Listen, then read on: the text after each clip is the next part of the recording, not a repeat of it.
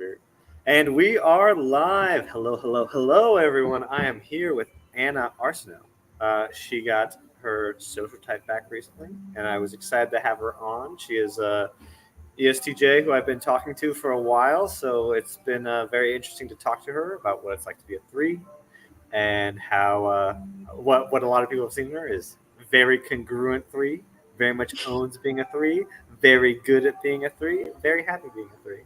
Um, so Anna, why don't you introduce yourself? Tell us a little bit about your story, your background, your career, and we'll get into this. Yeah, thanks for having me. So I live in San Francisco with my family here. Practically my whole life. I was born in the Soviet Union, moved here when I was little, thoroughly American by now, and have lived a pretty sweet little life here in the Bay Area. And for the last 8+ years, I've been working as a product designer in the Bay Area, doing a whole bunch of really cool stuff.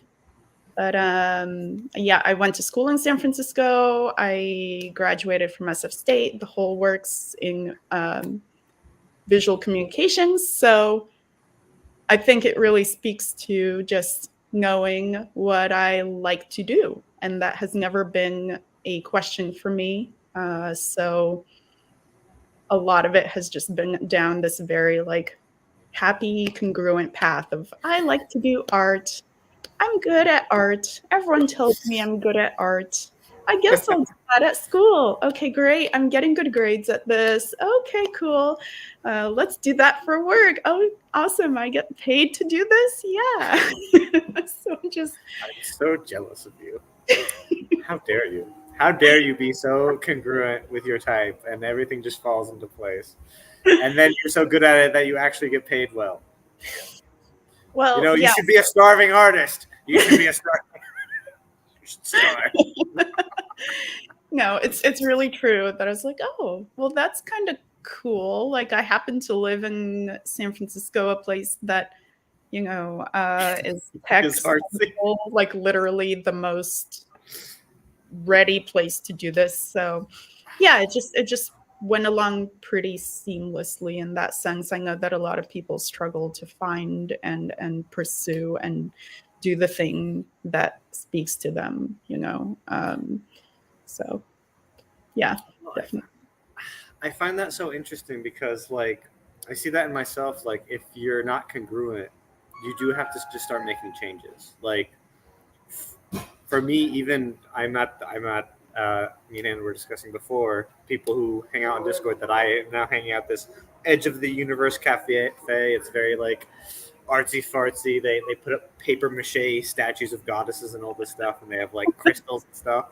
And it's for the longest time I had was incongruent because I was I am against certain things and blah blah blah, and then just being are you happy not having those things in your life? Are you happy having barriers of it? I personally was looking at Dave's channels and Tucker Carlson stuff, where Tucker Carlson was getting triggered by the LGBT stuff, and I started realizing okay, I'm doing the same thing.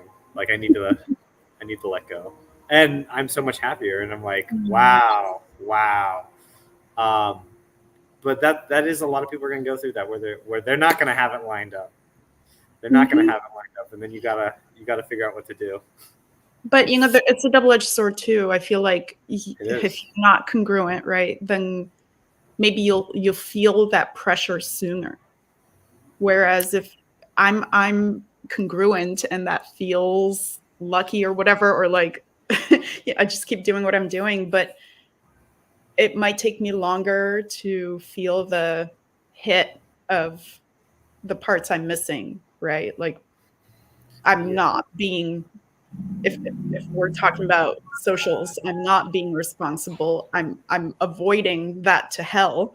And I might find out only when it's completely worse, right? So well, it seems to be being a three is kind of you're looking for a little niche. I hope the niche you locked onto was a good one. you know, Yeah. like, and some threes they don't, and some threes they do. So Mm-hmm. good luck. Yeah. Whereas, like I asked Dave, I'm like, is growth mindset a responsibility thing? And he's like, no, it's Mm-hmm. more of an environmental thing. And he's like, but the ones just seem to get themselves into so much trouble. Mm-hmm. Like if that they just feel so much pain that they force themselves onto the path more because they're Mm-hmm. just discontent. Right. So it's just like, like the congruency thing. It's like it's not a good or bad thing. It's just like, are you gonna have pain on the front end, and maybe that Yeah. pain will help you out Yeah. because there are times where I'm talking with people and I'll be talking with someone who's like going through a hard time, but they're saying the right things of like, I figured out my mindset was wrong. I figured out there were all these barriers in my relationships, all these landmines, Mm-hmm. and I was telling myself things that weren't true, and I have to tell myself. And I'm talking to my therapist, and I'm figuring Yeah. this out. I'm like, yes, you're figuring it out. You're figuring out how to control your brain. I'm so excited. I get so excited, and then Yeah. when I talk to like the super happy unconscious people, I'm like, it's it's a bit harder because I'm like, hey, let's go through the dark and get happiness on the other side. But it's like, I don't know if I should preach to the people who have everything going. Like, let's go through the dark. Like maybe you don't need it. Maybe I need it. But like, Mm-hmm. you know, Mm-hmm. That's yeah. true. It does feel different regardless of like just watching the two mindsets play out in people. Hey, I mean, like if what I had locked onto in my self story early on was, I'm gonna write my book, and I'd written my book, and my book was famous, and everything worked out, and I went to make the movies, and I went and made video games, and I went and made Media Empire, like it just all worked. I'm like, I don't know, I'd be very happy, but there would be the pain keeps. I keep learning so much deeper truths from the pain, Right. and Right. like having empathy. So Yeah. it's coming for all of us. I don't Yeah. know. It is. It really is. It's inevitable. Well, if like the consciousness stuff is so that the consciousness is just for you to have control of your own life. Mm-hmm. Consciousness and responsibility is like have control over your own life. Oh my god, I'm an EP. I'm not allowed to say that.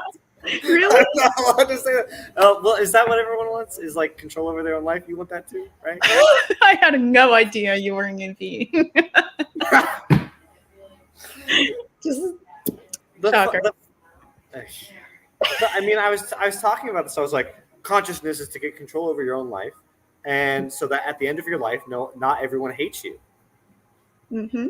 Like, not everyone like you actually have your stuff together. You're not. And someone called me out and said you're being weirdly decided. I'm like, I'm trying to balance because what I wanted to say is control. Just your control. Like, I want control over my life, and it's like, whatever. Like I'm trying. Yeah. What is it? What is it like for you? What do you feel like? Do you feel like you're coming across pitfalls? Because I've listened to you a lot, and you've talked about that your parents were different from you. Your parents, you believe, were twos. That they were running around being responsible, and they were trying to get you into that life. And you're Mm-hmm. always like, no, no, no. Yeah. Or what was your experience with that? Yeah. It's just a lot of seeing responsibility around. They're always running around. They're super. Look, my parents were 25 when they moved to America.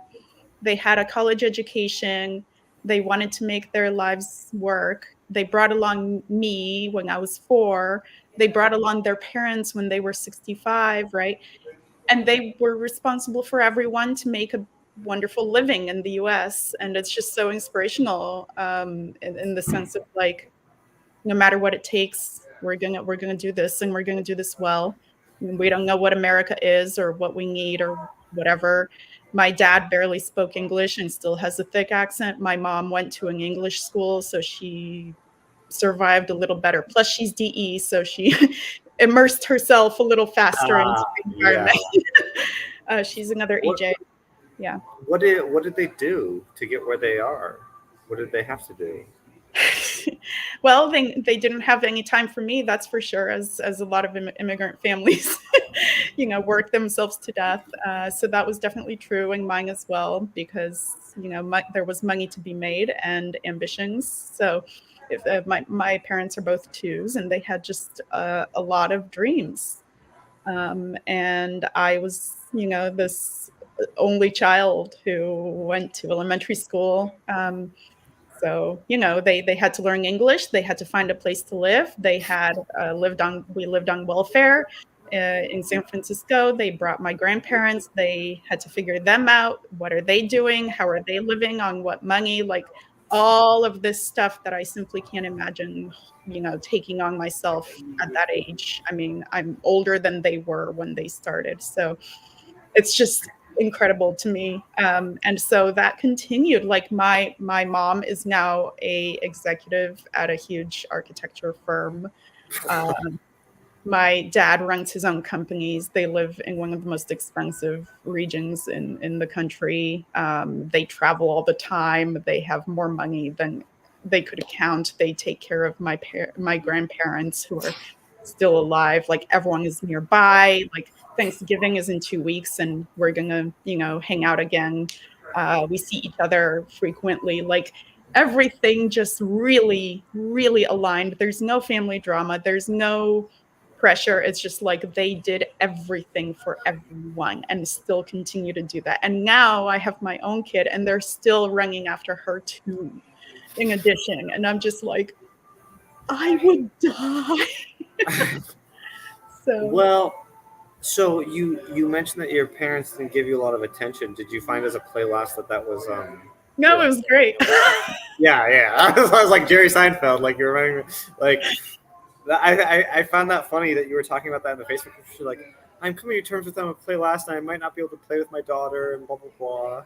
And everyone's like, "How dare you?" And it's like, well, she's a play last, and Yeah. maybe her husband's kind of mopey, and maybe Yeah. her daughter will be kind of mopey and will prefer that. It's like my dad told me the same thing. He's like, I tried to take you outside to go play ball, throw the ball, Yeah. and you just threw it straight over my head and ran back inside and played with your Legos. Like it's just the mope life. Just I don't want to. It's real. It's real. But I'm just trying to be mindful of like whatever type my kid will end up being.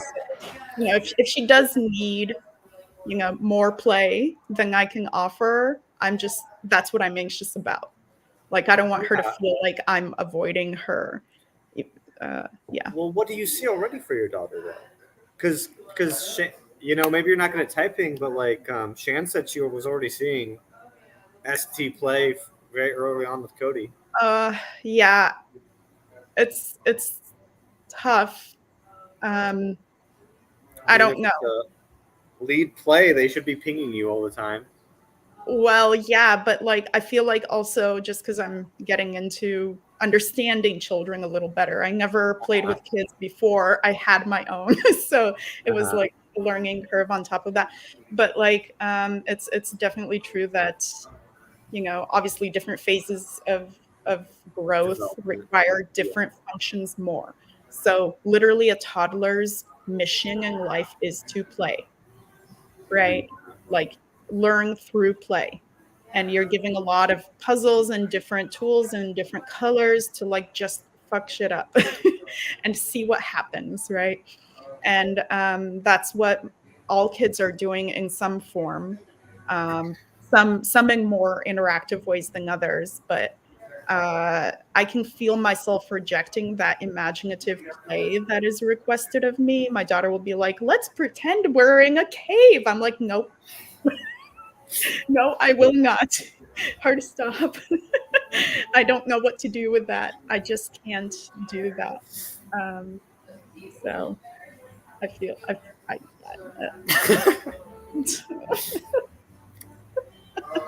Yeah, what was it? Like someone was saying about parents is it seems to be the ideal scenario is just like I hate that I always go back to this, but it's like a hard parent and a soft parent. It's like that's what seems to thrive. So, and oh, and they were talking about that in the last class. That was like one of the most things that makes people accountable is their children because they're accountable to raising. So well, I do believe that we're given the kid that we need that bring out the demons, so to speak. and quite literally, right? So, if that's what I'm, if that's my learning curve, is to learn play, then my daughter is the perfect person to do that for me, to help me do that. Well, it seems like, yes, like you could expand from within a known person. Like that's how it's nested within. So if your daughter's in your FI and in your sleep and you know her so well, you can Yeah. start to play within that kind of space. And the trick is like you have a circle in the sand and you're just trying to like make that circle, like draw it a little circle Yeah. a little wider A little bit and a little wider. wider and a little wider, and you do it in a very repetitive way Yeah. in your sleep world of Yeah. like, so it is the perfect place. But like that's how us Save Your Sleep's got to do it. Yeah. Yeah, Hard. for real. Um, you also, so you talked from an early age. You were just doing artsy fartsy stuff, or like you were making art from an early, like that's your earliest memory.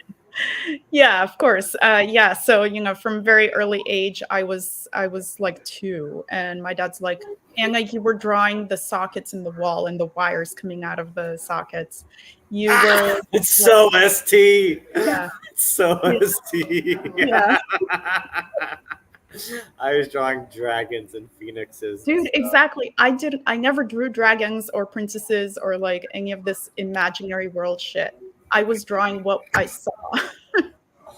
God, I do think you have an amazing stack for doing what you do, because it's like ST. Like I see the problem with ours. Like shit, I won't do the ST of like or Yeah. fight the keyboard or that, and yours is just like, well, ST and then SF is aesthetic and then NF.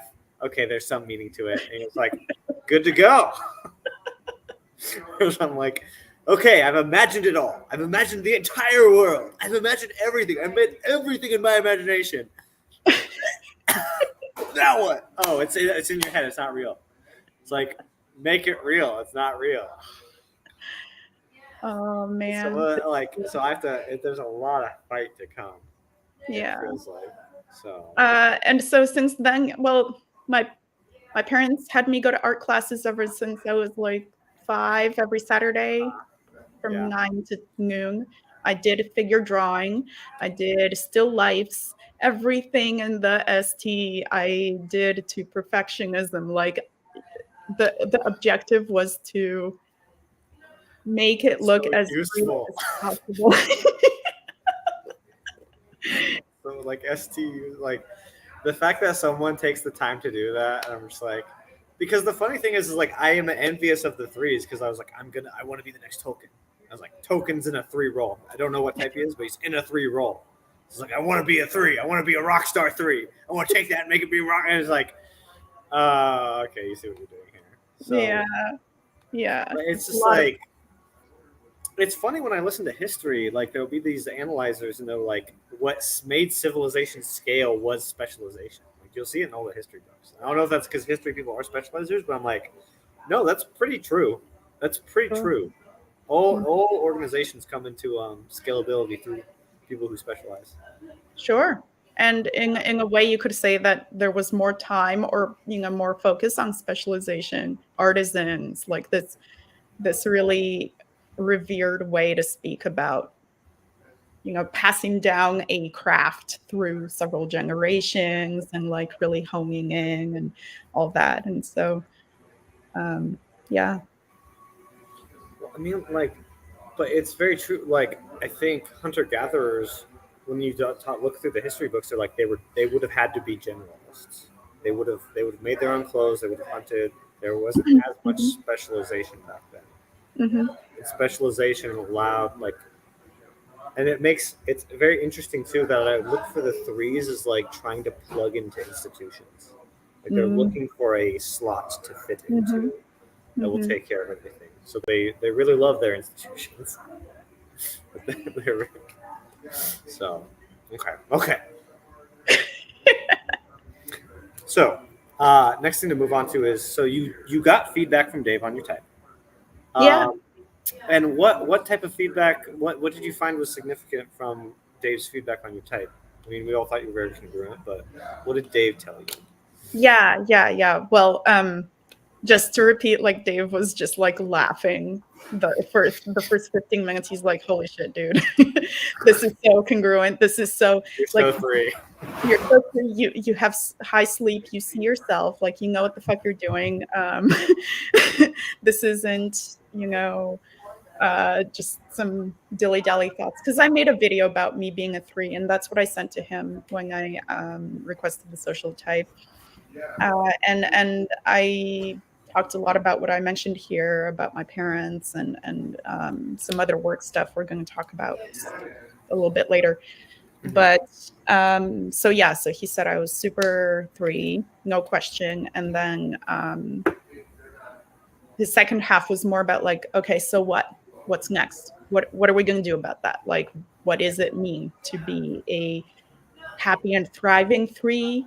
Because clearly the work is not done here, even if you're so congruent. And what it means to do a little bit more of your demon social, which is the responsibility. And he used a really great example of his friend, or his this girl, this woman that they hired to help them do editing. She's an ISTJ degree, and so she's in this world as well, and she's got this responsibility to work on. So what they kind of pair up with Dave. He's a 2, she's a 3. They pair up, and so what happens is he exposes her to the number 2 shit, the like number 2 wide world of all the things that are happening in their business, so that she can get more insight into that. And then it helps her specialize to know more contextually what's happening in the business, right? Yeah, and he then was talking about how much he appreciates that she's so into doing the editing rights. And she helps him do some like 10% of the number 3 shit. So obviously you can't do your demon for very long, but they will like cross check each other and do a little bit of each other's demon, like with support on the side, which is kind of cool. And yeah, that works great in business. If you're able to grab like your demon social and be like, hey, I'll do what you do and you do what I do a little bit, and we can check notes or cross reference like what's going on there. So Well, I feel like I'm doing that as the thing he was talking about, which was like go live in the other social type yeah, world for a bit. yeah, And in a sense, it's like I'm trying to do DE more, but I'm kind of like bringing myself to like the fours world, and be like, oh, we hang out, you hang out. Now I right, have a goal. I have a goal. yeah, But like I'm like, okay, I appreciate what you guys are doing here. Um, but there are times where we don't see things the same, where it's like they're like yeah, it's a struggle. Maybe it's a struggling cafe, and it's yeah, like, okay, they're on the brink, and I'm like, well, I want this machine to keep going because I appreciate the vibe here. And they're like, our barista came over and we're just hanging out and clock in, and the manager's like, the guy who owns it's like, I'm almost homeless, you yeah, know, like yeah, that's the story I hear. I'm like, do you not respect what this guy is doing? Like, even if he's doing it wrong, like the machine, you want this place, you got to keep the machine going. You can't dilly dally. yeah, And yeah. I'm like, you can't dilly dally, and You're freaking out for them a you're little gonna bit. lose your space Yeah, if you do too much friends. Like that's the world I'm seeing. yeah. But I'm seeing what you guys are doing. I love that it's a good friend space. Mm-hmm. Like I appreciate that. So I'm like, one of the people here told me like, I'd hate to work under you. I'm like, why? Like, oh, I don't want to hurt your feelings. What? Oh, I think you'd have too high a standards. I'm like, good. Good. I would hope to have that reputation. I'd like to run a tight ship, but I know I'm not there yet. But like, Yeah, because the structure will fall apart if someone's not looking at it from the top down. of course. Right. So You're like, not for them a little bit. Right. yeah, you're gonna lose this place if you do too much friends. Yeah. Um, But it's like it's so funny. They were like, "Oh, you hang out here so much, you should work here." They're like, "You should work here." I'm like, You're like, oh, maybe. And then I'm like driving. I'm like, what if I worked at this cafe? And what if I opened up a chain? And what if I started? And it's like, no, your brain starts doing that. slow your Like, I roll. open up a French cafe, these artsy fartsy cafes all over America. Like, oh, and they're all themed. Oh, and what if I came up with this? And it's like, stop. Yeah. Stop. You're getting ahead of yourself. Like, I don't even have the skills to do that. Like, Yeah. so, Yeah. I had moments like after college, I was like, hey, you know what? I could do freelance design on the side. Like, yeah, it's in my specialty, but I could be my own boss. I'm gonna do number two shit. And well, it seems like the threes can, like, when you were talking about like entering the two world, I was thinking like freelance doing your specialization is how but some yeah, threes. freelance is That would the be that not would only be needed if your corporation fell through, and all your corporations fell through. Like, right. But you're again, I mean, freelancing is like, I don't know, 30% the actual work. The rest is the business. The rest is managing people, the client relationships, like all of this bullshit that I have no capacity for. um, and running around and gathering more clients, doing the marketing. Like it's hard, it's very little the actual like specialization part. It's everything. And it's the perfect number two, feels like a number two thing to be able to manage freelancing. well, do you know? Do you know about like the difference between deontology and utilitarianism? No, not the difference. No.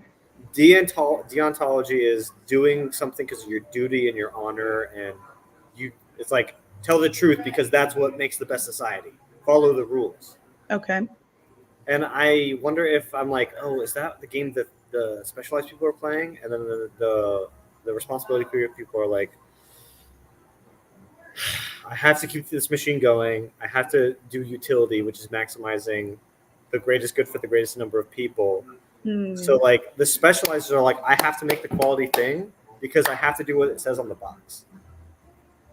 Like we are marketing that we are here to make your product the best. Whereas the boss is like, I have to keep this place running. So his when you are the guy on top, you're like, I cannot prioritize making the best quality product because I have to cut corners. I have to keep the money coming in. I can't. I have to feed the machine, and I feel like that's kind of what the specialized people need to see for the ones. Whereas, or for the responsibility people are like, look, listen to Alex Hermosi. He's like, yeah, I figured it out. Maximize your single area of revenue. Max it out. He's Right. like, oh, my best areas of revenue are writing books. He's like, this is weird. Like he'll say that because he really went through the hero's journey. So like, it is really crazy that he's like talking to other entrepreneurs, and he's like, all these entrepreneurs have all these 20 side hustles. He's like, they're like, how do you make $1 million? Pick one. How dare you? Specialize. It's like min-max. Yeah. Like, how scary. Yeah. So it's like there's so much to learn from each other. It's so true. And also acknowledge each other. That was the other thing that Dave told me. He's like, because he was saying the inverse, how like not his OE brain or his number two brain is going so wide. He cited this example that he would like come over to see what someone is doing and be like, oh my God, that's amazing. How did he do that? But really in his reality, he knows that he would never mimic or do that, just like the number three next to him. He could admire the specialty, but he would never have the patience for that. And the same is true for number threes, who have to be more appreciative of the running around that the number twos are doing. And be like, I see you and I appreciate you. And that's something I don't do enough. And I wrote back to Dave actually on this. Oh my God, it was so funny. I gave him like bullet points with highlighted sections. Yes, give him the SI. Yeah. Highlight it. Yeah. And one of them was like, well, yes, I need to be more appreciative of the twos. How perfect for Thanksgiving, to be grateful for all of these people. So pretty cheesy, but I need to work on that. Well, I feel like I noticed that's what would throw me. So early on, I had some benchmark people in the community who were like, I was like, oh, are they twos? Are they threes? And they complain a lot about the people above them, and they're like, they're not doing it right. They're so irresponsible. They don't. And I started to realize, oh, that is a thing I'm not doing that they're automatically doing. I'm not saying it's good or bad. Like, Yeah. we need to like empathize with the person on the other side, right? So for the threes, it's empathize with the boss. Mhm. And I'll hear a lot of people not empathizing with the boss. Like, whereas I never. It's like if I had a bad boss, I'd be like, I'm just avoiding them. Don't get in my way. But if I never thought like, oh, I'd have my own agenda. One was like, I'm the driver trainer, and we need to scare the drivers to be to not do really bad unsafe practices. And Right. and a driver trainer from outside said, hey, you're allowed to go tail them on their things. And I go like, hey boss, we have so many driver trainers, we don't have enough for classes, we should send them out. And she would never send us out, because it's like we're a bunch of idiots. And it's like I have my like, I'm going to be responsible, I'm going to take over, but then I'd be like, no, I know that we're all idiots, so I'm not going to bug her. I respect that she knows, like, but I still be boisterous, like, we're going to do this. And I just like try and like scare the drivers and tell them like, yeah, we're going to do this, so that they'd like live in fear. Because they seriously would do very unsafe things. Like driving with their doors open. Yeah, that's messed up. And the thing is, the drivers would give each other advice of, yeah, do this, it's quicker. It's like, so I'm like, no, I'm beating that out of you. I'm beating that out of you. If we catch that, you're fired. Damn. Just like, and then I'd be driving around town and I'd literally see them driving with their side door open. Like, I'd be like, Yikes. but yeah, like, I wasn't the boss. I didn't have the power to do that. So on that, I've never noticed that I do that very much, of like blaming or talking down the people above me. I think the one example of that is, just more so when like my SF gets offended, like when Dave and Shang launched their new website, I was like, oh my God, I can't believe it. I remember that you were offended. What were you offended by? Why don't we get into that? What were you offended by? Look, I don't know what they were using. The broken, stony. Yeah, the 3D graphics, the broken stone, like elemental looking graphics that is really personal to Shang's FI. So I'm not gonna like shit on that. I get that. Like, but I don't know, just as someone who was coming from the like product side world, of what makes businesses successful in their SF, I'm just seeing it and I'm like, oh my God, you could do so much better. So I've seen your design. Like I see, like you do UTX, you do design. It's all the readability. I'm going into IT, which is everything behind that. But I'm like, I totally get what the readability is. Just like, this is a giant machine behind there. Make it comprehensible to the human mind, because it's like you're unlocking another dimension. You're going to a dimension of chaos and monstrosities of. And it's like, nope, it's all pretty, it's all beautiful, it's all readable, it's all pleasing to the eye, it's all recognizable stuff. You're familiar with it, you feel comfy, Yeah. It's a trap. Well, Habib just chimed in. It's a trap. Well played, Anna.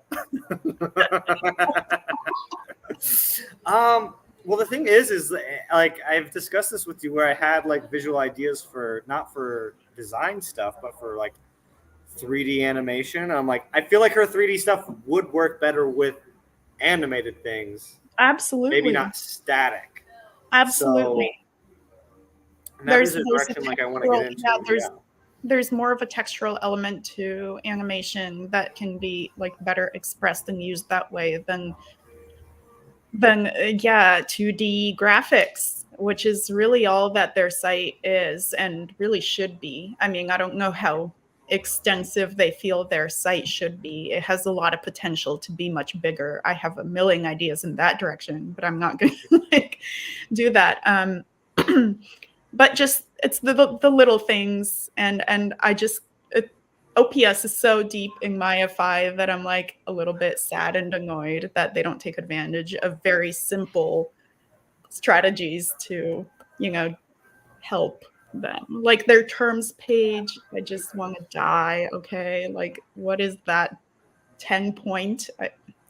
Oh, okay. Do they need more terms? Oh, the one with the The expand dictionary. collapse, that's a nightmare. Okay, nightmare for accessibility for so many different, like, what is that on mobile? I don't want to see that page on mobile. Has anyone opened that page on mobile? I'd be interested to know. Anyways, it's a lot of tiny things that probably so many people don't notice, but together it's just painful. Yeah. Well, the thing is I hear a lot of the specialized people like complain about this stuff. It's like it's not like you could perfect this right here. This is my specialty. Let me help you out. And I really empathize with them. I'm just like, nope, they got to get the machine off the ground. Nope, they don't have time for that. I'm like, no, that all makes sense to me. Like, I know. I'll be honest. When I actually joined, I joined OPS 3 years before I actually joined, and I Mhm. got on, and it was so poorly readable, and I didn't know where anything was that I was in it for a month, didn't watch any of the classes, then left. Yeah. Yeah. So I believe it. that stuff does matter. Like It I had does. no, I was like Google Docs. What the hell is that Observer Hell? Right? Where do I start? Huh? Like, Yeah, um, you would have noticed too, right? Like I noticed it and I'm annoyed, but you're like, holy shit, this is too much. I'm leaving. I was just like, I don't know what to do with this. Like, it was Observer confusing for me, and I'm a consume type. Like, it was back when it was like it was different before they Yeah, had the great page up. So like right. I mean, that and that stuff does matter. I know But that. then they're yeah, go ahead. Oh, it's just it is better than the previous version, but there was a lot of observer confusion even for me with the payment thing that switched over and like all this other stuff. And anyway, I'm not going to get into that, but it was just one of those moments I think that everyone saw me be a number 3 and complain about the Yeah. there. Um, but I can't say that I'm doing that as much in my work. I'll be honest, I'm very lucky because I have a lot of influence in my realm, in my specialty. Like, I think people see, even without knowing OPS, they see, like, whoa, SF is really real and personal to her. I feel like I can trust this person on like on that section, on that specialty. So, yeah, Well, seriously. so when you say that, I think of SF Sleep versus SF Play. Where it's like the SF Sleep is like it's very dialed in, very particular. Like I need it to be fancy, and the SF Plays are like, hey, what's popular right now is having 100 different types of shoes, and I'm gonna Trendy. have the newest, coolest, hippest thing. Yeah. Yeah, Yeah. SF yeah, and plays I'm like, trendy. S- SF Play is trendy, or SF is trendy in general. I feel like SF plays watching and looking for trendy, especially with SE. Yes. You're going to be dialed in with all of the SE, Yeah. and I'm not doing that as much. I'm still like, well, okay, what looks good to me? What feels good to me? What looks good to me? What feels good? It's SIFI, very personal, and yeah, yeah, which is different than like, hey, this is cool right now. Let's do it because it's cool right now. It Um, it is very fascinating to see the SF sleeps. Like I'm an SF sleep too, so it's like I'm like, SF sleep could just be in your cozies. Yeah. And I started to be like, that's if you, but once you turn it out, I'm like, oh wow, this is actually pretty useful. Like you can make new, like the sleeps can make new trends because they're not being pulled along by others' trends. As with any introverted function, yeah, for sure. Yeah. There is that. Plus, I'm TE at the top, so I'm still tracking, external perspectives. What's It's not. usefulness? Mhm. Yeah, exactly. Yeah, yeah. Um, but so I guess I covered what Dave's feedback was, how I should apply it, how I'm being a number three, like yelling at others at the top. Not as much in my company. They're a small company. I have control in the SF, which is like my ideal spot at my job, right? Because Yeah. if somebody else is telling me what the SF is, I'm not going to be happy about it. Right? Like I'm going to fight on it. I'm going to masculine TE fight you on it. It is like threes are so archetypally the experts, so archetypally the experts of like deep domain knowledge. We see that in all the ones who go into the podcasts of like, and a lot of them are ST2, like Andrew Huberman and all that stuff. But it's like it's just that we need someone who spent that putting that much time into that. But we also need someone outside who's like, okay, we can't afford that. We can't afford to put everything, all our chips in on this. But Yeah. it's like, I do need to outsource my brain to just trust you that like you've thought about this long enough, you've done this long enough. Yeah. And so when I present something that's deeply my vision, and then my ENTJ guy boss, right, is like, yeah, well, what about this? And he did it for 15 minutes, like threw something real fast together. And I just want to like strangle him for about 10 minutes because, no, bitch, like I did this. I did this really well. That's And got to then, be frustrating. well, I'm TE. I can still be like, okay, it's cool. I'm calm. This is just another version. He's presenting another version. It's not any worse. Like we can share ideas. It's fine.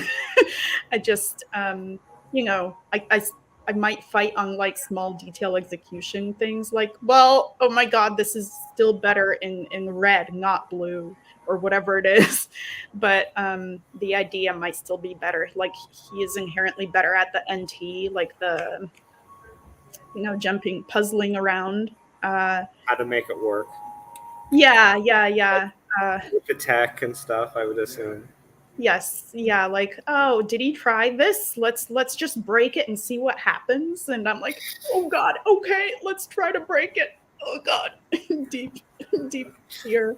But it's worth it in the end. Like my TE still sees that it's worth it in the end.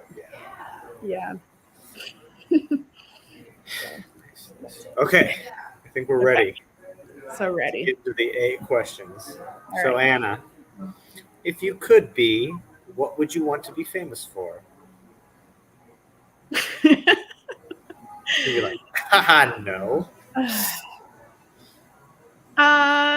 That's a hard question. I don't know. It's not like I'm striving. I'm not doing the whole I want to be the best designer. I don't know. So I you don't don't want to be like you wouldn't want to be a famous artist whose art was displayed in galleries and world renowned. You wouldn't want to be that.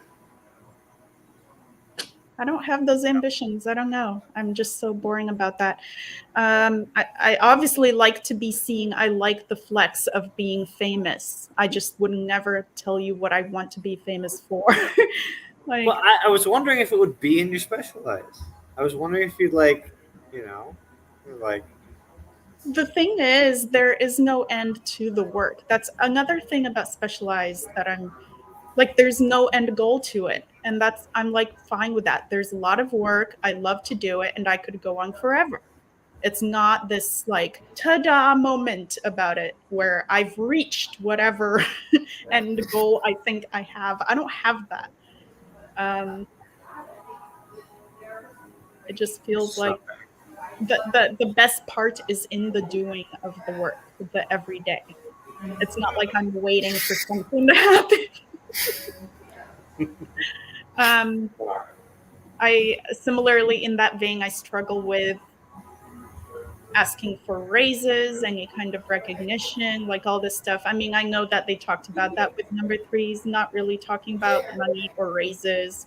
That's like the worst conversation in the world for me. I Really? don't, I just, I just really struggle to like articulate why I deserve more money. It's such a weird question, which you would think with like masculine TE or flex or something up there to be like, yeah, I'm the coolest and the best. And there's something really boastful about it that I can't handle, like in exchange for money. Like I can do it without money, Uh, but somehow, like it's been they a said year that's since I got the they last said one. that's specifically hard for the threes, or I, what? with the raises, yeah, I've, Hmm. I remember that from Shan's video. Correct me if I'm wrong, or I can't remember where, if it was one of her live streams. I'm like, timestamp that. I This think it was is in the 5 hours. number threes live show. Um, Okay. yeah, Trouble asking for raises. Okay.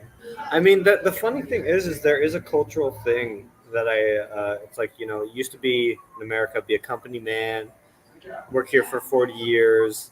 And there's a thing culturally with people my generation where it's like, the company's not loyal to me, so I'm not loyal to the company, so I'm going to hop companies and just sidestep upward. yeah, yeah. I've literally heard friends tell me, it was like, that's what we do until we get back around to the same place, getting paid way more. Like literally same company. That like bothers me so much. That feels like such an undeserved um, thing to just like bounce around and talk your way up to a better financial standing without really any more work. No, It's a I don't bit know. scary for me as well. I'm not going to deny it. Yeah, But I do see the value in it so much. The thing is as a NF, I feel like I have. It's like I'm so afraid of skills building. I'm so like that. It's actually very scary for me too. But like I do see myself not. Obviously, I'm not specializing every year. Like I'm like next thing, next thing, next thing, which is also an EP thing. But I'm hmm trying to build up. hmm hmm But yeah. hmm But it just seems to be a thing that on both sides, it's like both sides are creating the situation. And you know what? Like SF tech culture encourages hopping around. It's like speed Yeah. dating companies. Like, oh, I worked a year at Google and I worked a year at Adobe and worked a year in Twitter and this and that. And they had better snacks. And I'm like, well, yeah. Well, you know what? There is actually, so there's an analyst, Peter Zeihan, he talks about America versus China, and he was saying China has not been doing cross field contamination of information, and the West does that actually very well. So it might Oh, actually have a benefit of you're yeah. cross contaminating people with all the different procedures, Yeah. and it could be a benefit long term. Yes. Definitely. So I mean, Definitely. blacksmiths in the medieval ages, they were when they were an apprentice or journeyman, they were sent from village to village to Right. learn from all the other blacksmiths and learn all their little tricks and trades, so it would permeate all the blacksmithing procedures through Europe. Yes. So And that's where like I'll get into consume periods where I'll just be like, what is new in the world of design? I'm going to scope out everything that everyone is doing. And it's a endless rabbit hole, but I gather a couple new insights and I'm really interested in new tools that could make my job more efficient, TE efficient. So ST tools and TE efficient, there it is. And so I'll just like um, this is what happened at my old job. I outsourced myself out of the job. Like I made it so templatized and easy that I literally had nothing to specialize in left. So I was like, why are they even paying me? Like I was so surprised that I was at that job for so they just felt guilty and they liked you, Anna. I had good friends there. You know what it was? It was good friends, which is really weird for me to say. I don't often say that kind of thing. But Well, like, that's what they said about the threes. Is threes where do the threes make their friends? We have to be working together. Dave said yes, that with Holly. It's like we have to be working together on something. I'm like, yes, I get that. I get that. Makes yes. sense. I appreciate that. And two threes in a relationship is like, um, well, we're both mutually working on something side by side. Might as well do it together. You know? So it's just like two parallel lanes working together on random shit. Hmm. Yeah. What do you think about the threes being lazy friends as well? Like Dave said that, where he's like the Oh, ones actually aren't, whereas the threes are yes. like, I'll be friends with you, kind of lazily. And the threes will come defend their friends and with the flex and all that stuff and be like, don't you talk that way to my friends. Um, but it seems like the ones would like go all out and party or like throw a big soiree, huge Right. flex, Try to take like, all my friends. yeah.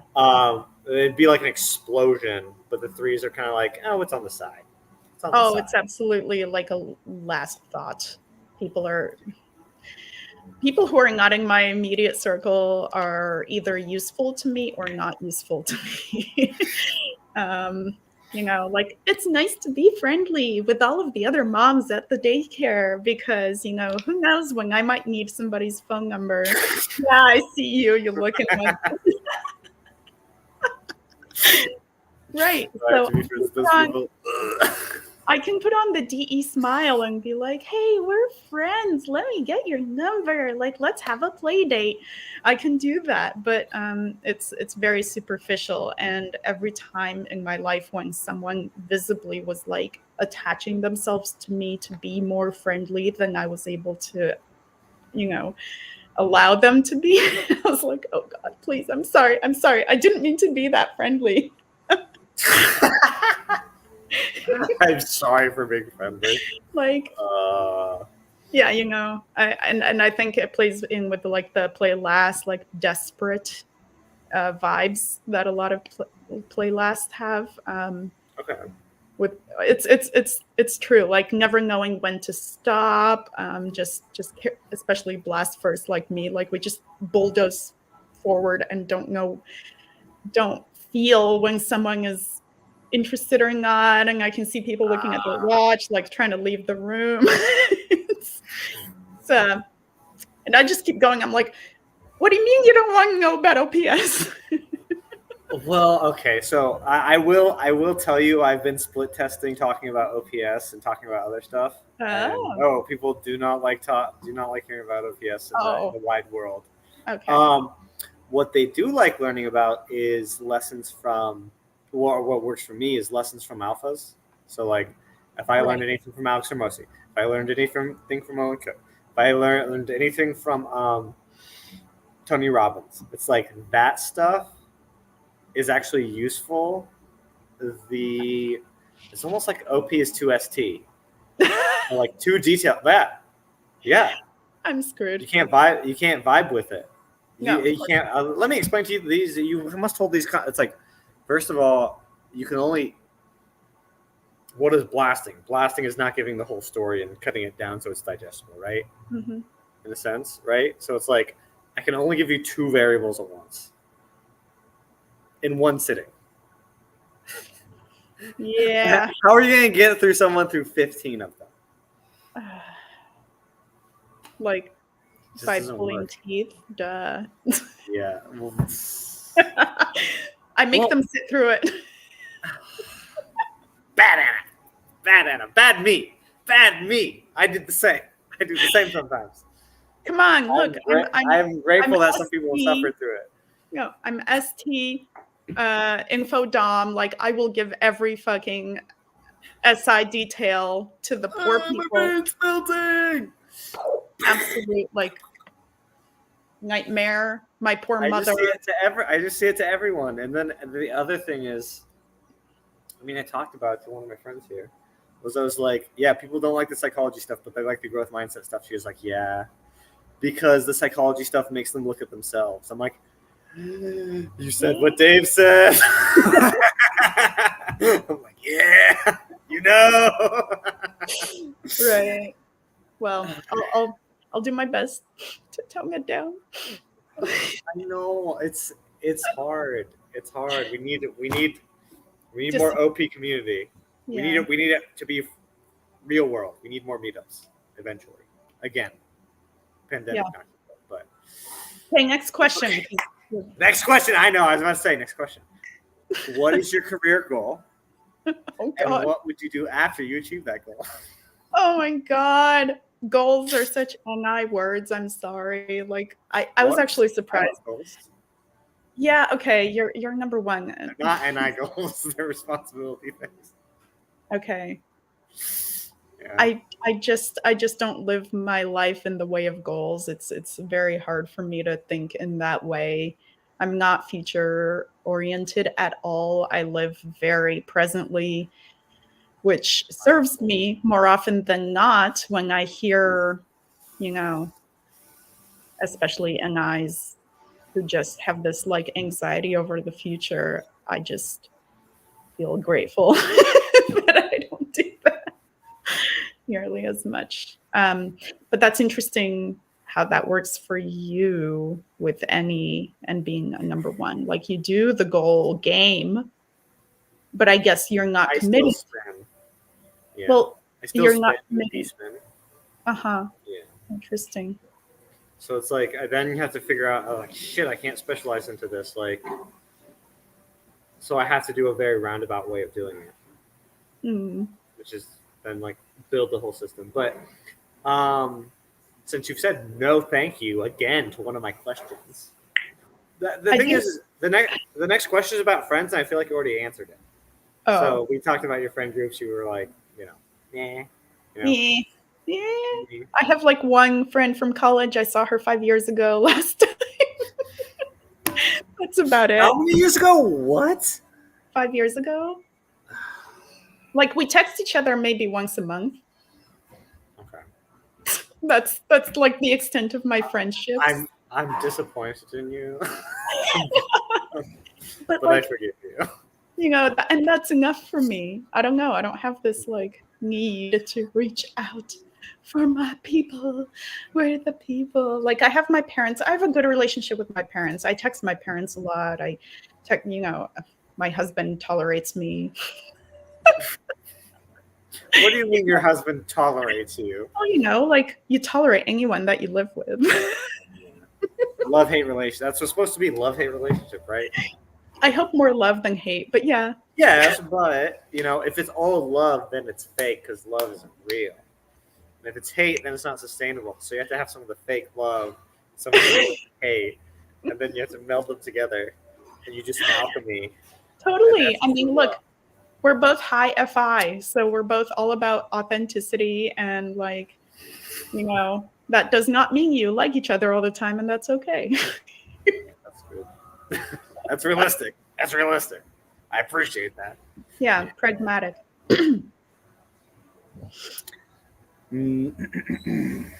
Okay. Next question. Can you describe? Well, you described this too. Can you describe some conflicts at work? How would you describe bosses, coworkers, and workers under you? So, you've described Yeah. your boss a bit, that he's a bit NT. But what about coworkers who are kind of in your same lane? How does that kind of work? So we're a very small company. There's like 15 of us. My boss is, directly above me. There's 4 of us all together in the product team. Very few people. So we work with each other really regularly. But like not that long ago, it was just me and my boss, and we hired this other girl who also designs. But I was very, very, very protective of my position.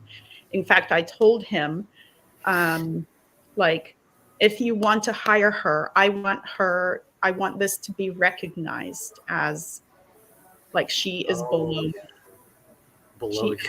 she's below me. Like, see, based on her portfolio and everything, that we interviewed her for and everything, like I assessed that she is more junior to me.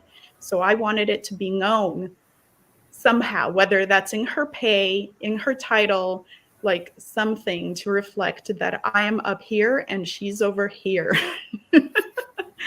And so I wrote my boss this whole, email, like, please just make this known. And he was like, okay, that's kind of weird. I could tell he was like, whoa, lady. Well, I can imagine, there have been some people in the community who are like confused if they were threes or fours. I'm like, look at that.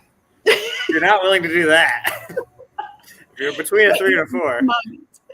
Right.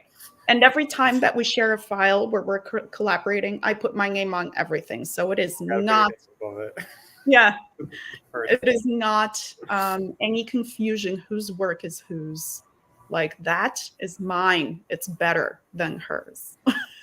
Like, I'm always doing that. Yeah. So there's a little competitiveness, but only in my lane, right? And you know what? I don't deny that she is better at other things than I am. But like, I still want to be known for that one thing. Like, I'm a better designer. You do the people, the relationships, the interviews, of user interviews, and all this other stuff that I just can't stand. She's very sociable, very like good with words, easier to explain concepts, like so many good traits. Just let me do my thing, please. Yeah. Get out of my way. Yeah. Yes, a little bit. But yeah, but everyone else at work, I don't really interact with as much. So. Gotcha. So you had to make things very clear, and someone at your level, you're like, you were assessing, and you're like, nope, I know my value, I know my worth in this area. And someone else, like, I'm going to make sure it's clearly stated out, my name above theirs right now. So. Yes, and same with my raise when I moved to this job. That was a huge salary jump because I was really prepared for like a ego. Like, I was comfortable asserting myself. Like, yes, I am in fact actually very good at ABC 1 2 3, and here's proof of it. ABC 1 2 3, SD proof. Well, that is very. I think that is part of why sometimes I'm so insecure with moving jobs is because I don't put in the specialized to get all the sort of like. I actually delved all the way deep into all the stuff to get like I'm trying to fit myself in the specialized role, and I know I don't fit. Deep down, I know, because they want specialization very much. Like, if you're seeking employment, a lot of the time, unless you're already a manager, I don't know. But I keep trying to fit myself into specialized roles. It just doesn't fit. I just feel uncomfortable in it. It doesn't feel right. Yeah, there has to be. I know what you're talking about, but you're not the first number 3 to get into the job market. So yeah, we all need a job, and we all need it. So it's just like, suck it up, buttercup. Well, no, I mean, I feel like it's okay to assert like, I need variability in my work, and to stress that. And I think you'll get through whatever industry you pick if you are allowed that like OE thing with more ease, right? Instead of like dragging through the mud of like specializing. Well, I wish I had chosen business in college. And I was told like, geography is so varied, it can do so many things. I was like, because I just don't know what to do. It's like, I do love geography, I do love history, I do love learning about so many very different things. I was like, perfect. And it's like, when you actually get into it, it's like specialized, working with map software, very specialized. I'm like seeing kind of the pathways everyone on. I'm like, this isn't for me. I know it's not, deep down. So Interesting. Yeah, that would require a little digging to see how to use that, because that's got to be helpful somewhere. Okay, Anna. Next question. What would constitute the perfect day for you? Oh God. Perfect day, what I think is relative to so many other factors. It's not like I have a vision of a perfect day from any one angle that I could come back to. Like, I want to do this. I don't know. 8 hours of sleep would be nice. Um,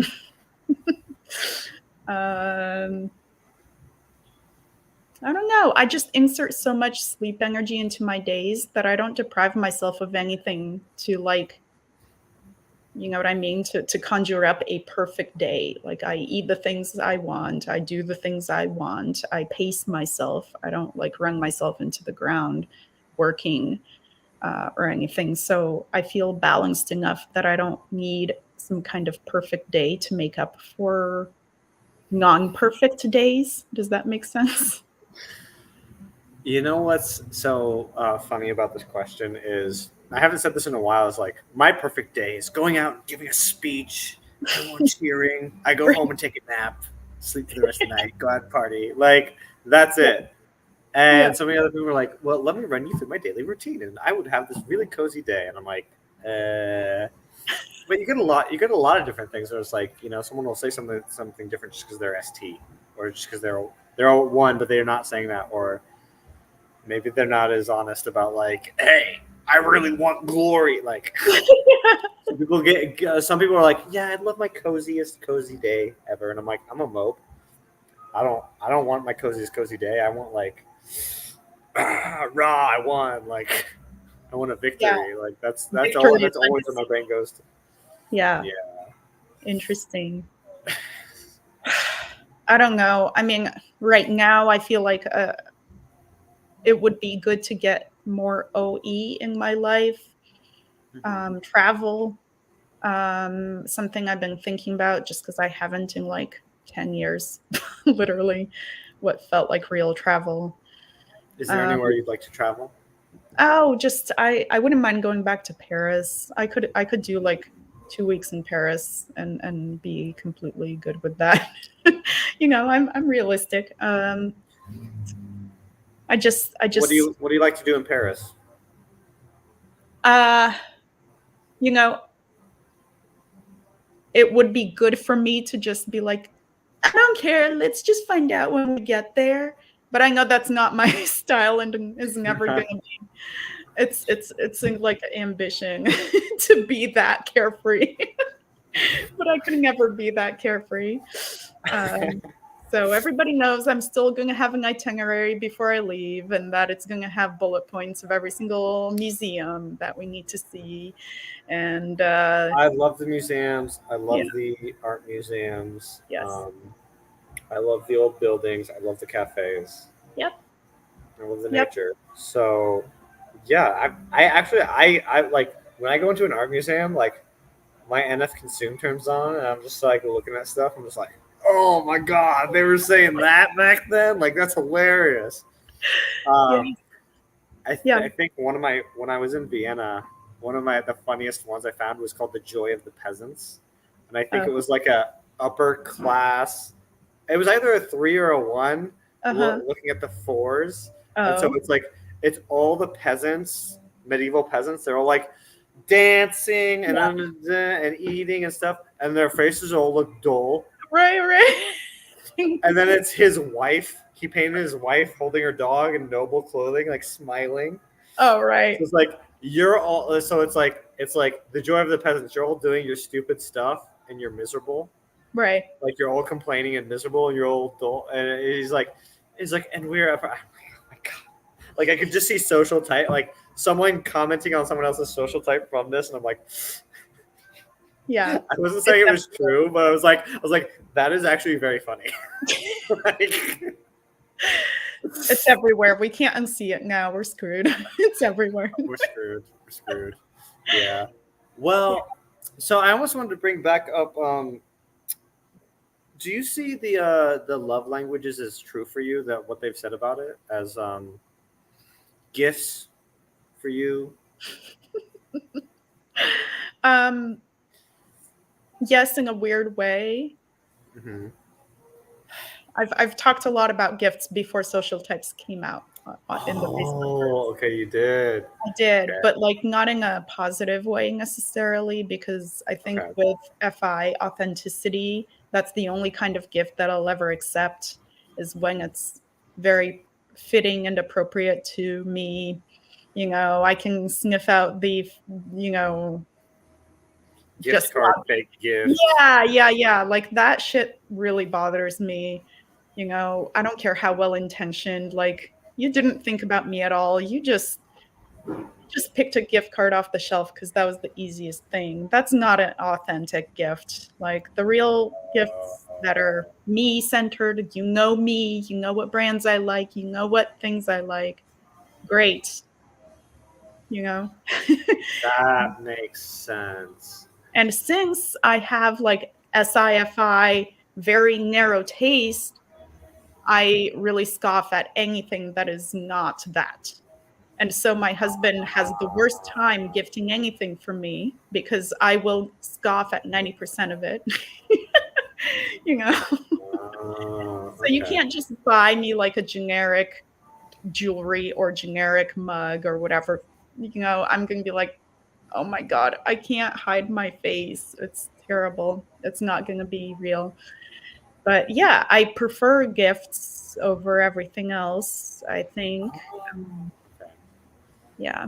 Well, you know what? Were you ever confused about your love languages? Because Yeah. I used to say I was quality time first, and then Mm. I realized what quality time really was. So Uh-huh. I was like, so I was like, well, quality time is when we're hanging out and you're helping me out with my mission. Back Like to you. back to me and my mission, like it's like so yeah, like I'm doing this because I'm trying to be inspired for this thing and blah blah and Mhm. like let's hang out, let's go to the art museum. Because I want to use the pictures to understand the art. It's just I just make up some bullshit. Like I started to realize, oh, quality time is not we're doing stuff together. Quality time is quality spending time together in the absence of the other things. Quality time is time together in the absence of words of affirmation and in the absence of acts of service. Quality Right. time is just hanging out and there's no point to it. And I'm like, You're like, oh, how dare you waste precious you, time. you tricked me. Yeah. You tricked Yeah. me. No, I tricked you. I definitely tricked someone else. That's definitely what was going on there. I was definitely tricking someone else there. Right. They're like, Um, I can't believe I got into this. Like, what? and I used to not think I was words of affirmation. I started to see that I was. I was like, oh, like I can Well, see I other think, people being words of affirmation. People would tell me that fish for compliments. Like it's crazy. I'm like, nah, not me, not me. I'm good. I don't I think don't a like lot words of of affirmation. people That's I don't awkward. think a lot of people inherently would pick words of affirmation as their love language. Like they don't want to be seen as someone who needs, you know, affirmations, whether or not you're a one, just like socially for some reason. I think there's a same with gifts, kind of like, Stigma. yeah, Well, everyone likes to uptalk quality time because yeah. like I'd be Like, like, well, oh, I'm a good person. if I like you, Yeah. if I like you, so I want to spend time together. It's like, Because but do socially you we're have some acts of service that you want or something? You know because what? socially we're taught to, spend time with others, and that's a good thing, and there's this like encouragement towards that, right? Whereas affirmation and gifts are like self-centered love languages, not others centered, and that's stigmatized or discouraged. Yeah. Um. But What? Let me ask. What's? Do you have a gift you've given someone that is your favorite gift? Like someone's just like, hey, that's my favorite gift from you. Like, do you have one of those? feminine sensory, don't recall. Okay, okay, okay. uh, What do you have a gift that you've gotten that you've really appreciated? uh, If you don't recall, it's fine. um, oh, this really great frying pan. Oh my god, dude. Yeah. ST useful. I mean, it's like going on 8 years. It's still in great condition. Like you're laughing. You're like, that is so. No. I was like, oh my god! That when you said that, the moment you said that, I realized my best gifts were so NF. Were such NF gifts. Oh my god! Like I was like, what? oh my god. Like what? Well, so the thing is I'm a sociopath kind of. So it's like my parents. I was like, you're watching the news too much. This is cringy. I don't want to hear you talk about this. So I'm gonna buy you a record player. And I literally was like, listen to music. Stop watching the news. And it actually did work for a while. Very Now they're watching the pushy. news again. But they're like, this is our favorite gift we've ever gotten. They'll tell me that. Are they Like, just trying to appease you? no, they get more records. They keep getting records. Okay. So I'm like, I know it's real, and they're like, damn it, I wish we hadn't thrown out our records. We were told that was the time of the past. But I got it because I was like, listen to music.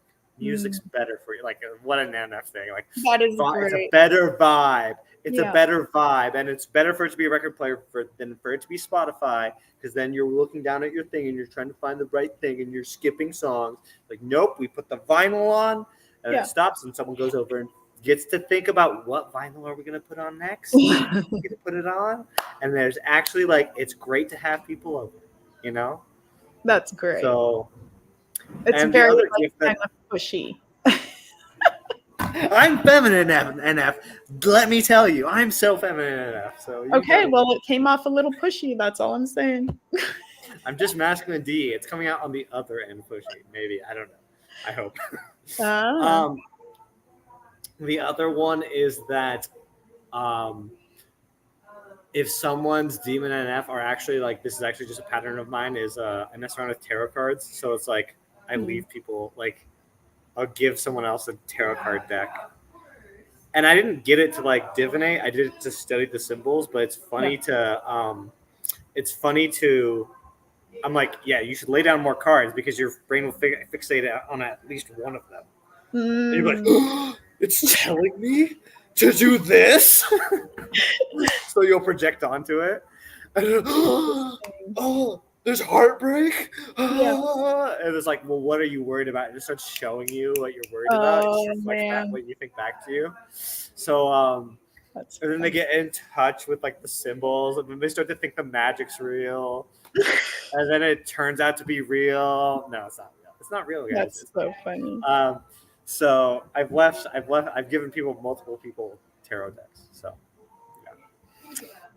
That's an interesting one. Like someone who wanted to get into their NF, I'm like, here, let me read your fortune. You should read your own fortune. You should read fortunes for your friends. Oh, you're anxious? Just pull. Well, I did. Yeah, I did that exercise with you. Remember the tarot card or somebody else? Oh yeah. Because I'm basically demon NF, and I'm like, oh. Well, it was intriguing to listen to anyway. I didn't. Hannah pulled them out and yes, and I interpreted them for you. Yes. Yes. And it was about moving away, and you're like, yes, I am considering moving away. I didn't know about that. Weird. How strange. How that works. Yeah. That's funny. Someone's telling me I'm demonic and evil.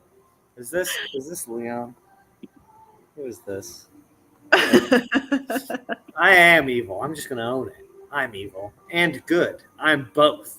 Deal with that. Haha. Haha. Okay. Next question. Anna, what in life do you feel most grateful for? Oh no. Grateful. Oh no. Oh God. This is like one of those Thanksgiving. This is an NF question. I don't know. What am I grateful for? I'm grateful for my daughter because she's teaching me play. Is that good enough? It's not what you said, it's how you said it. Yeah, can you hear the demon uncomfortable pulling teeth? I thought that was great. That's amazing. It's true. I don't blame you. We all have that. We all have what's hard for us. And if people don't empathize with that, well, they got something coming. The rest sounds really selfish. I'm grateful for me. I'm grateful for Valid. yeah, hell yeah. I'm awesome. Things are working out for me. I have everything that I wanted in life. I'm feeling really happy. Um, like who the hell can say that? So I feel really good. That is good. That is amazing. I think it's great. And Yeah. I think you see the pit, like, Shannon addressed this, you see the pitfalls that you have. Like, and you're aware of them and you care about them and you want everything to be ironed out. Like, it all comes for us. Yeah, it's just that they take time, and that's not something I can speed up, so I'm not gonna force it. I'm just trying to be more mindful of my tone and try to tone down the masculine TE when it comes out. It's really, really, really detrimental to everyone who's it's really bad. So just trying to not lose my cool, walk away when I can, separate myself from the event. If Very I'm, good. That's really good. yeah, well, I, that's, I have to do that too. It's hard. It's hard. yeah, And you like give yourself time, step away, speak it out loud, analyze if it's true or not. You know, like, you what know is what's this?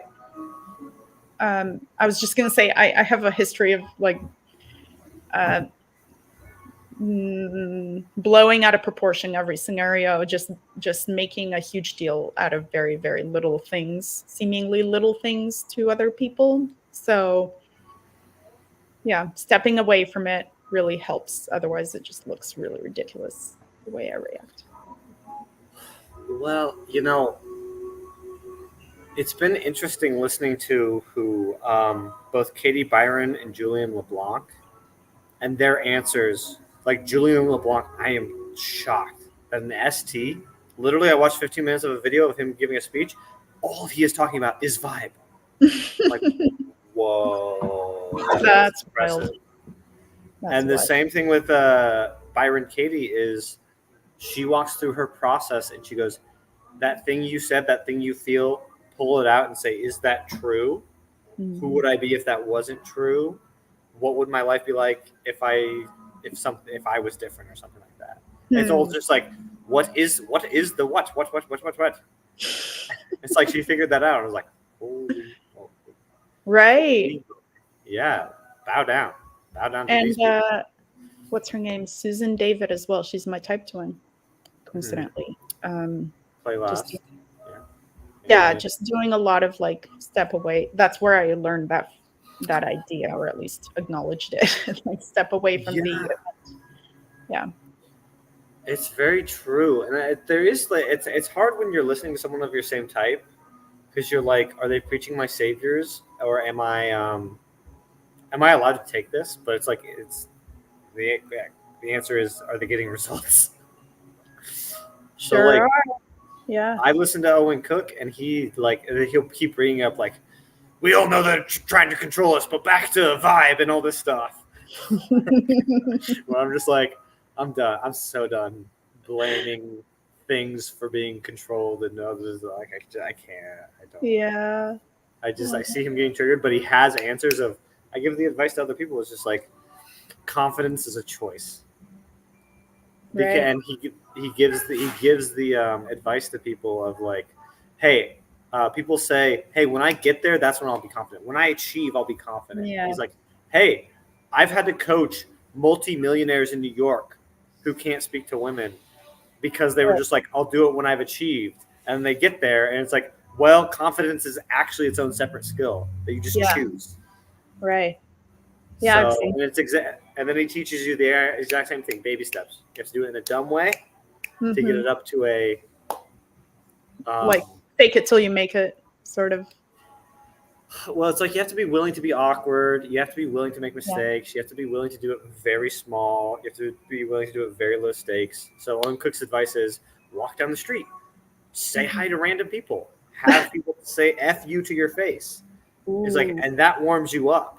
Yeah. It's like find the one nice shy girl on the street who wants to talk to you. and get into a good vibe talking to her, and then go into the bar. And then crazy stuff happens. I'm like, he's like, the hard part is walking through the street, not the crazy stuff that happens at the bar that I pull off. Like, Mm, he's like, it's all in the warm up. yeah, I've seen his vibe. It's definitely a skill set for anyone, really. Play less, I can relate to that. So Yeah, yeah. It's. I've just been trying to be yes man and be like, I'll hang out with whoever. Like, I normally would say no, but I'm just like, yes, I'm yes, and it's going to be a good time, and I'm going to make it a good time, and I'm not going to be worried that this isn't already perfect. yeah, The high status I already deserve. Like, it's like, that's ridiculous. That needs to stop. good for you. You got it. You got the endless possibilities on your side. So that's like if you were an I, you'd just be like, no, well, that's not gonna work because I'm like this. not hating on an I, but there is an element. Yeah, those damn NIs. Those damn NIs. They're the worst. Don't you hate the NIs? I hate the NIs. Look at me, NIs. I don't like you. I'm just kidding. Uh-huh. I see right through you. Next question. Next question. Anna, what's the... Wait. Oh, yeah, I already asked that. Okay, sorry. Last question. Anna, how do you cope with the fact you will one day die? Yeah, that was such a you question. I saw that on your list. I was like, oh my God, I'm just talking that. I did add that one myself. Yeah. The rest were stolen. Yeah. I don't have this like sense of legacy that I have to fulfill before I die. None of that. I'm not attached necessarily to myself or like the idea of me not being around anymore. I think everyone will be fine if that happens. I'm not that special. I'm a me sack, so it's cool. But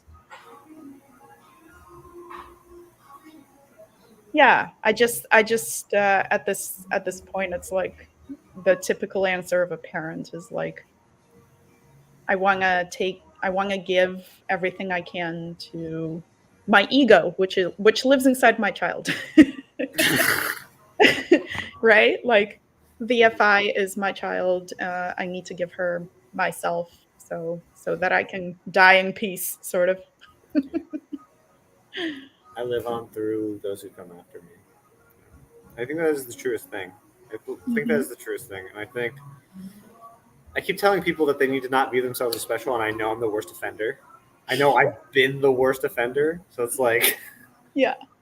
it's like, nope, I'm a part of a chain, and part of that chain like can be children. Part of that chain can just be the effects you have on people around you. Part of that chain can be society, whatever. Like, it's very true. It's like I live on through the effects. The effects, big or small, I will have. Absolutely. And this is just something that like is really clear through just how strong my family is and how much we talk about the past and who we are and who we were and how certain traits have been passed down. Like this is just something we talk about all the time. Oh, look, Claire has grandma's eyes and she has this from this person and this from this person. Like there's a lot of this multi-generation talk in our family. So it's being iterated a lot. And I guess that reflects itself in the way I talk about this. Makes sense. Makes sense. But I think it is valid. There is something that's like people need to be rooted either in a family or a community, and then we have these kind of, our society is not as conductive to the tribe anymore. I don't know. I'm just being observatory about nothing, but like, I mean, in a lot of ways that's true. Especially in the US. For sure. Well, you mentioned that your parents were twos and immigrants, and I've like thought about that where I'm like, the big empire probably draws all the ones and twos. For sure. The big empire probably draws. It's literally probably there's literally probably a genetic, not literally genetic, but there's a what would be called like an evolutionary barrier of like filters out all the people who are like, nope, I gotta stay at home. I gotta Yeah. not move. And there's all the that's probably why there's a lot of sleep lasts in America, English speaking. That's probably why there's a lot of Drive. like America talks about being the best and drive and Yeah. all that stuff. It's probably because it's filtered through people, Yep. via Yep. the incentives. So it's very Yep. interesting. Very interesting.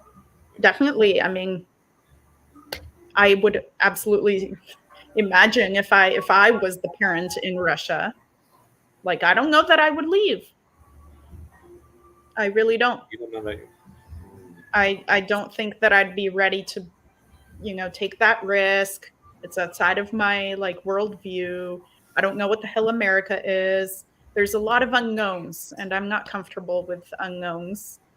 Plus, I'm not running around helping everyone do that too. So it just doesn't look likely to happen if I were in that position. So thank goodness for them, for my parents. Or else I'd be in Russia right now, and we all know how that went. How that is going, it's going terribly. Like people are afraid of Russia, and I just keep explaining to them like, no, the demography has collapsed. They haven't trained up an engineer since the fall of the Soviet Union. Like it's terrible. It's Nothing. not good. Nope. Not good. Nope. I mean, we'll see some major changes in the next couple years.